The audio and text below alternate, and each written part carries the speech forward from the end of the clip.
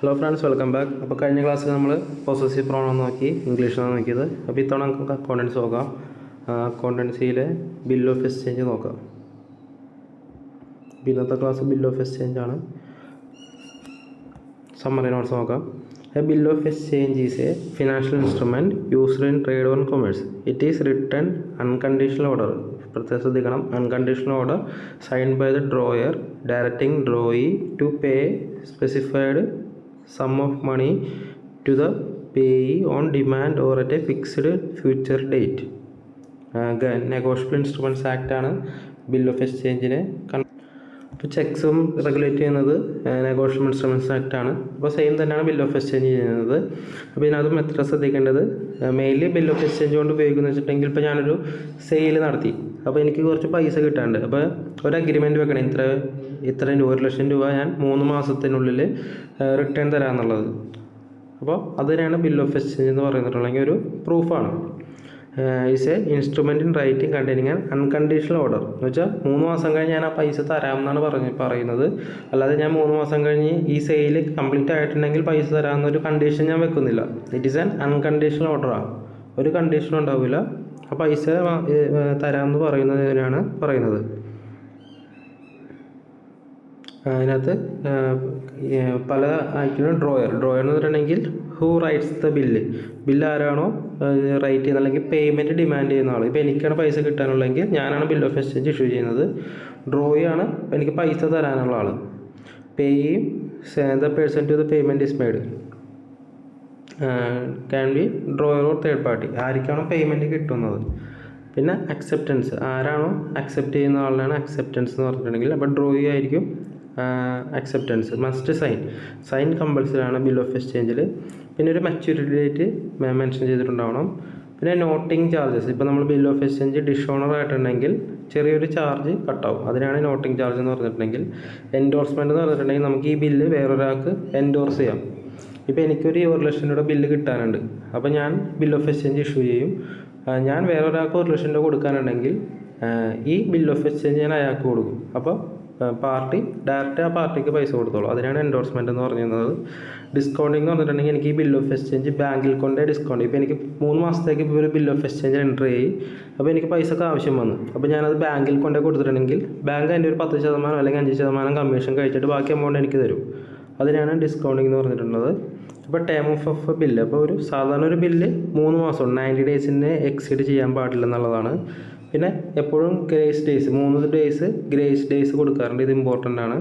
ഇപ്പോൾ ഒരു bill first 1-ാം തീയതിയാണ് ബില്ലിൻ്റെ ഡ്യൂ ഡേറ്റ് വരുന്നത്. അപ്പോൾ 1+3 ദിവസം ഗ്രേസ് ഡേയ്സ് കൊണ്ട് കൊടുത്തിട്ട് 4-ാം തീയതി ആണ് ബില്ലിൻ്റെ ആക്ച്വൽ പേയ്മെൻറ്റ് വന്നത്. 4-ാം തീയതിക്കുള്ളിൽ പേയ്മെൻറ്റ് ചെയ്താൽ മതി. പിന്നെ ഇത് ഇമ്പോർട്ടൻ്റ് ആണ്. ഇപ്പോൾ ഡ്യൂ ഡേറ്റ് ഒരു പബ്ലിക് ഹോളിഡേയിലാണ് വരുന്നത്. ഇപ്പോൾ ബിൽ ഓഫ് എക്സ്ചേഞ്ചിൻ്റെ ഡ്യൂ ഡേറ്റ് ഇപ്പോൾ ക്രിസ്മസ് ഡിസംബർ 25-ാം തീയതി ആണെങ്കിൽ അതിൻ്റെ തൊട്ട് പ്രിസീഡിങ് ഡേ 24-ാം തീയതി വേണം. ഡ്യൂ ഡേറ്റ് 24-ാം തീയതി ആവും.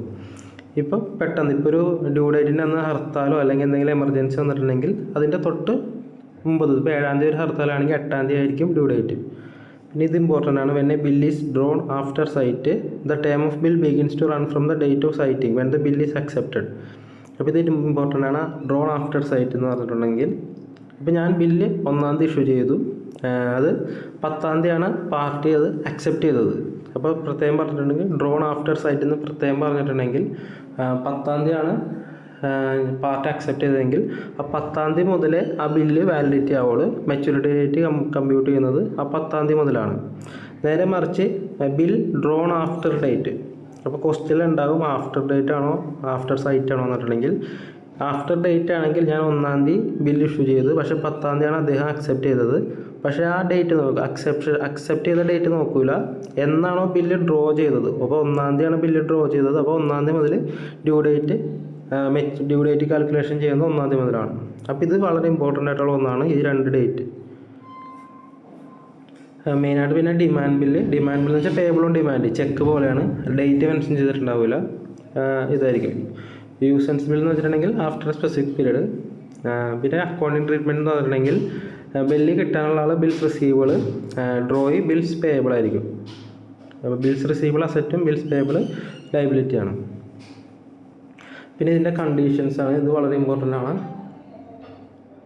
ഇറ്റ് മസ്റ്റ് ബി റൈറ്റിംഗ് ആയിരിക്കണം, ഡേറ്റ് ഉണ്ടാവണം, എമൗണ്ട് എത്രയാണെന്ന് മെൻഷൻ ചെയ്തിട്ടുണ്ടായിരിക്കണം, പിന്നെ അൺകണ്ടീഷണൽ ആയിരിക്കണം, വേറൊരു കണ്ടീഷനും ഉണ്ടാകാൻ പാടില്ല. ഇപ്പോൾ സെയിൽ ഇപ്പോൾ 1,00,000 രൂപയ്ക്ക് സെയിൽ ക്ലോസ് ചെയ്താൽ മാത്രമേ പൈസ തരുള്ളൂ, അങ്ങനെ ഒരു കണ്ടീഷൻ ഉണ്ടാകാൻ പാടില്ല. പിന്നെ money must be payable to the bearer. പിന്നെ ഇത് അക്സെപ്റ്റ് ചെയ്യണം, പ്രോപ്പർലി സ്റ്റാമ്പ് ചെയ്തിട്ടുണ്ടാവണം.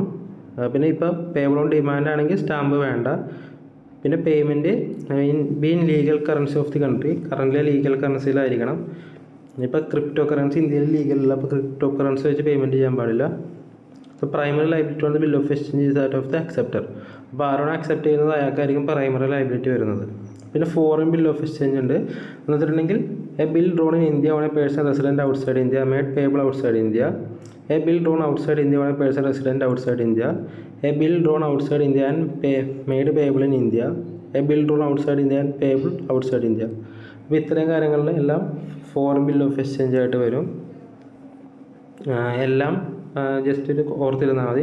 ഇപ്പോൾ ബിൽ ഔട്ട്സൈഡ് ഇന്ത്യയിൽ ഡ്രോ ചെയ്ത് പേബിൾ ഔട്ട്സൈഡ് ഇന്ത്യയിലാണെങ്കിലും അത് ഫോറിൻ ബിൽ ഓഫ് എക്സ്ചേഞ്ച് ആയിട്ട് ട്രീറ്റ് ചെയ്യും. അപ്പോൾ ഇത്തരം കാര്യങ്ങളാണ് മെയിനായിട്ട് ഇതിനകത്ത് നോക്കാനുള്ളത്. മെയിൻലി ആ കാൽക്കുലേഷൻ, മെച്യൂരിറ്റി ഡേറ്റിൻ്റെ കാൽക്കുലേഷൻ, ഈ ഒരു ഏരിയയാണ് മെയിൻലി ഇതിൽ നിന്ന് ചോദ്യം വരാനുള്ള ചാൻസ്. അപ്പോൾ ഇതെപ്പോഴും ഓർത്തിരിക്കുക. പിന്നെ ഇതിൻ്റെ കുറച്ച് MC ക്വസ്റ്റ്യൻസ് ഉണ്ട്, ഇത് നിങ്ങൾ ജസ്റ്റ് ആൻസർ കൊടുത്തിട്ടുണ്ട്, സ്ക്രീൻഷോട്ട് എടുക്കുക, എന്നിട്ട് ഇതിൻ്റെ ആൻസർ ചെയ്യുക.